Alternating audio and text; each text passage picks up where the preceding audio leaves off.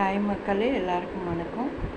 நான் என்ன செய்யலான்னு செஞ்சுருக்கேன்னா, சரி ஃப்ரூட்ஸ் இருந்துச்சு, எதனாவது ஒரு ஜூஸ் போடலாம் சொல்லிட்டு ரெடி பண்ணேன். சப்போட்டா பழம் இருந்துச்சு, சரி அதை வச்சு ஜூஸ் போட்டேன். என்ன அப்படின்னா, உங்களுக்கு தேவைன்னா ஒரு 2 ஏலக்காய் ஆட் பண்ணிக்கோங்க, இல்லைன்னா இல்லை, தேவையில்லை, வாசனைக்கு தான் அது.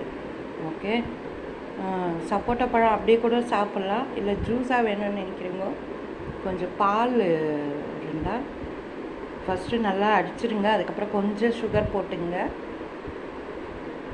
அதுக்கப்புறமேல்ட்டு பால் ஊற்றிங்க. பால் ஊற்றிட்டு பாருங்கள், ஜூஸ் ரெடி பண்ணியிருக்கேன், எப்படி வந்திருக்குன்னு பாருங்கள். Okay, simple. இதெல்லாம் வீட்டில் இருக்கிற ஃப்ரூட்ஸை வச்சு நாமளே ஜூஸ் கடைக்கு போகணும் வாங்கணும்னு இல்லாமல் வீட்டில் இருக்கிற பொருளை வச்சு நம்ம ஜூஸ் பண்ணிக்கலாம். ஓகே ஓகே, பாய்.